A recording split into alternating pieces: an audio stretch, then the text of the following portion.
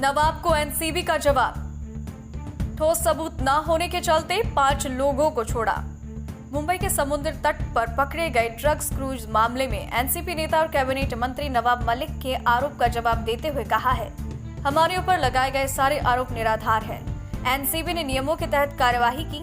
NCB के DG Gyanendra Singh ने कहा, हमने 2 अक्टूबर को क्रूज पर छापेमारी के दौरान 14 लोगों को हिरासत में लेकर एनसीबी ऑफिस में लेकर आए। इनमें से 8 लोगों को गिरफ्तार किया, जबकि 6 और लोगों को सबूतों के अभाव में छोड़ा गया। उन्होंने कहा, हम अपना काम निष्पक्ष रूप से कर रहे हैं। नवभारत समाचार मुंबई से।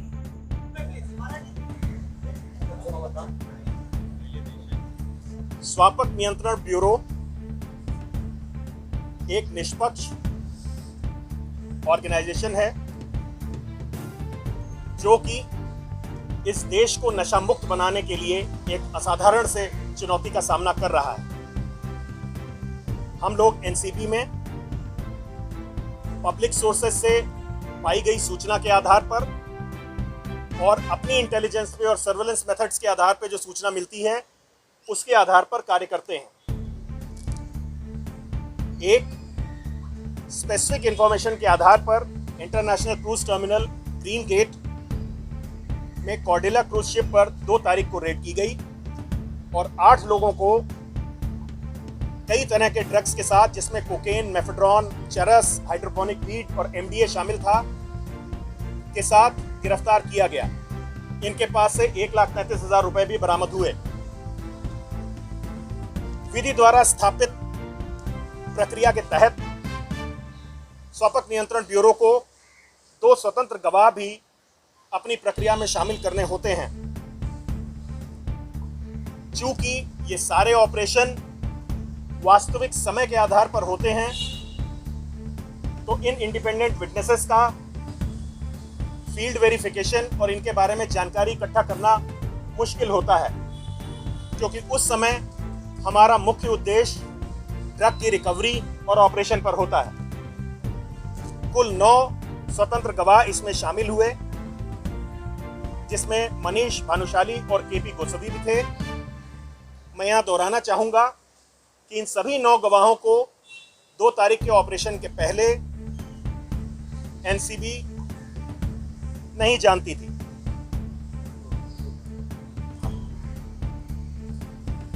चूंकि इस रेड में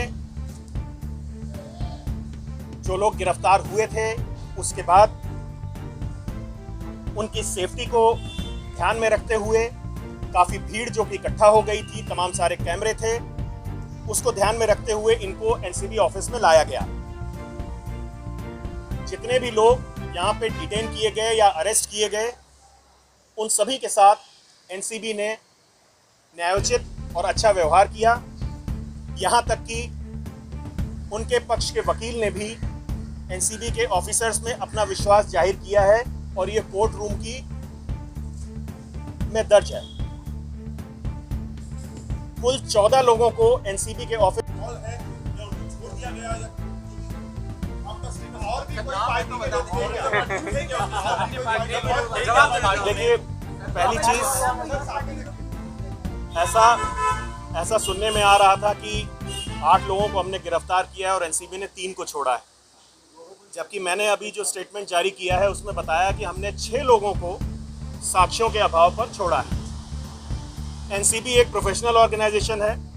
हम किसी जाति, धर्म, पार्टी या एफिलिएशन के आधार पर काम नहीं करते हैं। सबूतों के आधार पे माननीय न्यायालय के सुपरविजन में काम करते हैं।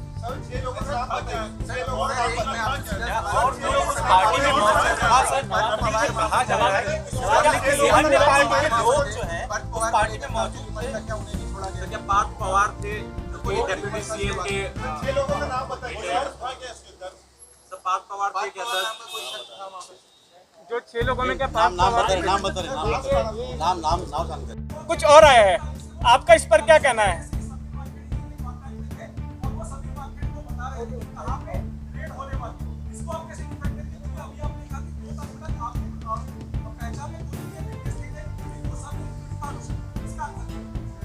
आपने जो क्वेश्चन पूछा है, जो आपने अभी प्रश्न पूछा है, ये जैसा कि इंडिपेंडेंट विटनेसेस हैं, ये क्या कहते हैं उस पर हमें कोई टिप्पणी नहीं देनी। ये इंडिपेंडेंट लोग हैं, जो उन्हें कहना है वो कहते हैं, हमें जो कहना है माननीय न्यायालय के सामने कहना है। सर, जो समीर खान के आरोप पर क्या कहेंगे?